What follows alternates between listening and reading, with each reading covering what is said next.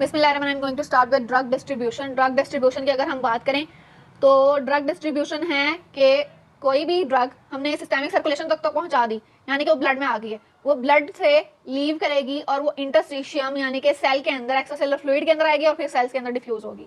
इसको हम कहते हैं ड्रग डिस्ट्रीब्यूशन।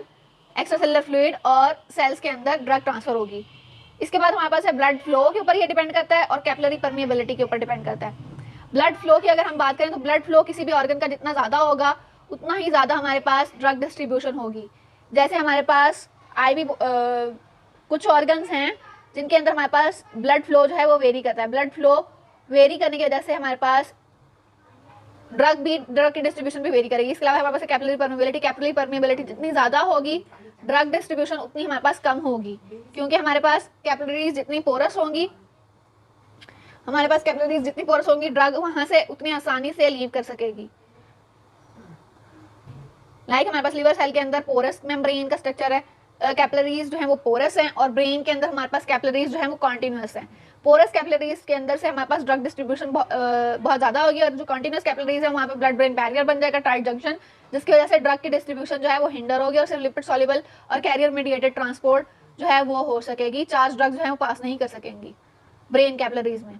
इसके अलावा हमारे पास टिश्यू और प्लाज्मा प्रोटीन से बाइंड की हुई ड्रग्स जो है उनकी डिस्ट्रीब्यूशन भी इफेक्ट होती है। प्लाज्मा प्रोटीन से जब ड्रग बाइंड करती हैं तो वो हमारे पास डिफ्यूजन उनकी जो है वो स्लो हो जाती है, वो स्लोली और स्टेडली ब्लड को लीव करके एक्स्ट्रासेलुलर फ्लूइड की तरफ मूव करेगी। प्लाज्मा प्रोटीन की बाइंडिंग जितनी ज़्यादा अच्छी होगी किसी भी ड्रग की, उसका जो रेट है एक्शन का वो उतना ही स्लो हो जाएगा। इसके अलावा हमारे पास टिश्यू प्रोटीन के साथ बाइंडिंग हो सकती है। टिश्यू प्रोटीन के साथ बाइंडिंग में ये है कि न्यूमरस ड्रग जो है वो टिश्यू के अंदर अकोमुलेट कर जाएगी प्रोटीन के साथ बाइंड करके, और एक्स्ट्रासेलुलर फ्लूइड और ब्लड से ज़्यादा वो जो है वो टिश्यू के अंदर अकोमुलेट कर जाएंगी। इसी वजह से हमारे पास प्रोटीन्स, न्यूक्लिक एसिड और ड्रग जो है लिपिड्स, ये सारे अपने पास ड्रग को अकोमुलेट कर लेंगे। इसके अलावा तीसरा फैक्टर है हमारे पास हाइड्रोफोबिसिटी।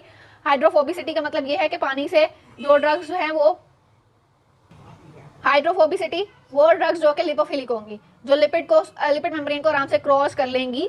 केमिकल नेचर जो है किसी भी सब्सटेंस की वो हमारे पास सेल मेम्ब्रेन से पास करने के लिए बहुत इंपॉर्टेंट है। अगर ड्रग जो है वो लिपिड सॉल्युबल है तो वो इजीली पास करेंगी।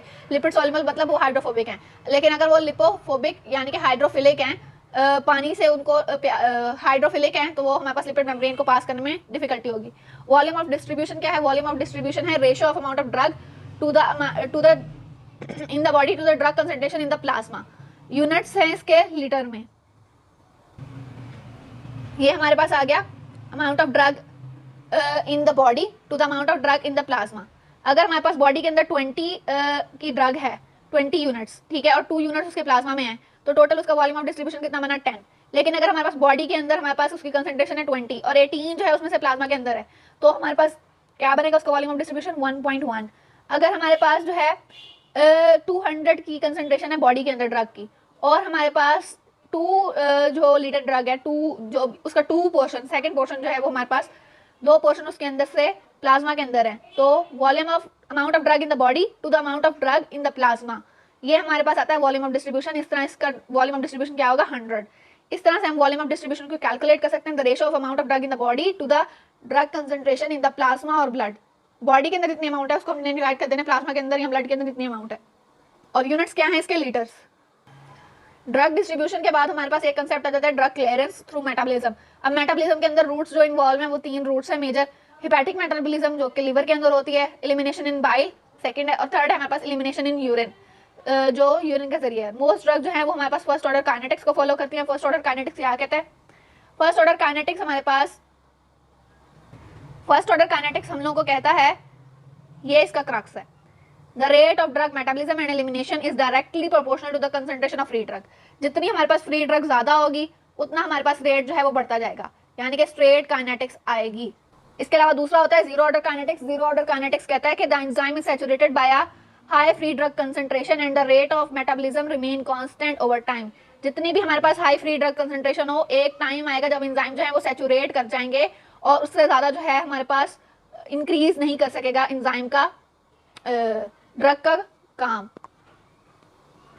और कांस्टेंट अमाउंट में ड्रग जो है वो मेटाबोलाइज होगी पर यूनिट टाइम में, और उसका रेट ऑफ एलिमिनेशन भी कांस्टेंट रहेगा, और ये ड्रग की कंसंट्रेशन में डिपेंड करेगा ड्रग जितनी मर्जी हम देंगे। मेन डिफरेंस हमारे पास जीरो ऑर्डर और फर्स्ट ऑर्डर के दरमियान में ये हुआ कि फर्स्ट ऑर्डर जो है वो कंसंट्रेशन डिपेंडेंट है, कंसंट्रेशन बढ़ाएंगे तो रिएक्शन इंक्रीज करेगा। जीरो ऑर्डर के अंदर कंसंट्रेशन का कोई चक्कर नहीं है, इसके अंदर एलिमिनेशन भी कांस्टेंट रहेगी और ड्रग की मेटाबलाइजेशन पर यूनिट टाइम भी कांस्टेंट रहेगी। ये जो हमारे पास बायो ट्रांसफॉर्मेशन है, ड्रग मेटाबॉलिज्म है, इसी को हम बायो ट्रांसफॉर्मेशन कहते हैं। इसकी डेफिनेशन क्या है? Chemical alteration which a drug undergoes within the living organism. Living organism के अंदर जो हमारे पास केमिकल अल्टरेशन आ रही है किसी भी ड्रग में, उसको हम कहते हैं biotransformation. Chemical alteration which a drug undergoes within the living organism is called as biotransformation. अब ड्रग मेटाबॉलिज्म के लिए हमारे पास दो फेजेस में रिएक्शन होते हैं। फेज वन के अंदर या तो ऑक्सीडेशन होती है या रिडक्शन होती है या फिर हाइड्रोलिसिस होती है, और फेज टू रिएक्शन होता है। फेज टू रिएक्शन के अंदर कॉन्जुगेशन रिएक्शन होता है। फेज वन रिएक्शन के अंदर हमारे पास लिपोफिलिक मॉलिक्यूल्स को मोर पोलर कंपाउंड्स के अंदर कन्वर्ट किया जाता है by introducing hydroxyl group and amino group. Polar functional group उसके साथ लगा देते हैं ड्रग के साथ, जिसकी वजह से वो हमारे पास पोलर मॉलिक्यूल बन जाता है और हमारे पास उसकी मेटाबलाइजेशन आसान हो जाती है। फेज वन मेटाबॉलिज्म जो है वो हमारे पास ड्रग की मेटाबलाइजेशन को इंक्रीज भी कर सकती है, डिक्रीज भी कर सकती है और अनअल्टर्ड भी कर सकती है। इसके बाद हमारे पास आता है phase one reaction. Phase one reaction के अंदर हमारे पास एक एंजाइम की फैमिली यूज होती है जिसका नाम है P450 सिस्टम। P450 के अंदर हमारे पास एक एंजाइम है साइटोक्रोम P450 जो कि माइक्रोसोमल मिक्स्ड फंक्शन ऑक्सीडेज है, ऑक्सीडेज फंक्शन है। इसके अंदर हमारे पास रिएक्शन ये होता है कि ड्रग जो है वो ऑक्सीजन और NADPH2 से बाइंड करती है, ड्रग मॉडिफाई हो जाती है, वाटर और NADP बन जाता है। इस तरह से साइटोक्रोम P450 जो है वो काम करता है ड्रग को मेटाबलाइज करने में, या तो उसको ऑक्सीडाइज करता है या रिड्यूस करता है या फिर हाइड्रोलाइज कर देता है। साइटोक्रोम P450 को हम CYP इस फैमिली का नाम देते हैं, और CYP फैमिली जो है इसके बहुत सारे आइसोजाइम्स होते हैं जो कि सारे सेल्स के अंदर लोकेटेड होते हैं, लेकिन प्राइमरीली हमारे पास लिवर और गैस्ट्रोइंटेस्टाइनल ट्रैक्ट के अंदर होते हैं। इनका स्पेशल नोमेनक्लेचर होता है, इनके अंदर जेनेटिक वेरिएबिलिटी होता है, स्पेसिफिसिटी इंड्यूसर्स भी होते हैं और ये इनहिबिटर्स भी होते हैं। नोमेनक्लेचर की बात करें तो CYP 2D6, CYP 289, CYP 11, A1, A2, A45, 2A6, B2, B6, इस तरह से ये हमारे पास है। और सबसे ज़्यादा कौन से वाले हमारे पास?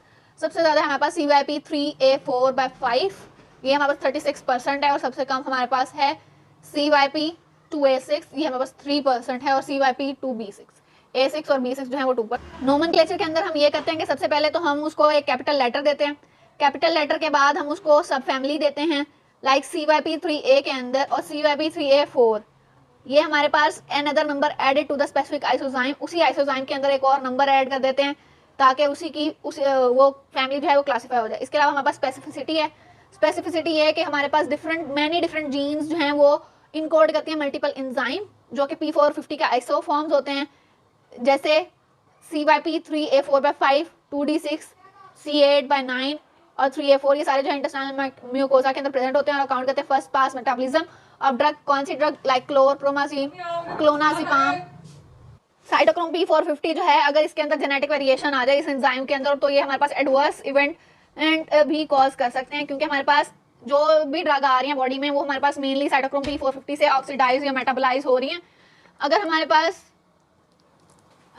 P450 जो है वो खराब हो जाएगा, उसकी कोई भी एक आधी फैमिली जो भी है, तो हमारे पास ड्रग की मेटाबलाइजेशन इफेक्ट होगी, तो ड्रग टॉक्सिसिटी हो सकती है। लाइक एक एग्जांपल जो यहाँ पे दी हुई है वो ये दी हुई है कि CYP 2C19 जो मेटाबलाइजर हैं, वो पेशेंट जिनके पास ये वाला एंजाइम नहीं होगा वो कार्डियोवैस्कुलर इवेंट्स के चांसेस, उनके अंदर मायोकार्डियल इंफार्क्शन और स्ट्रोक का चांस ज़्यादा हो जाएगा। और CYP 3A4 ये वाले जो एंजाइम, ये वाला जो पेशेंट्स हैं उनके अंदर हमारे पास पॉलीमॉर्फिज्म।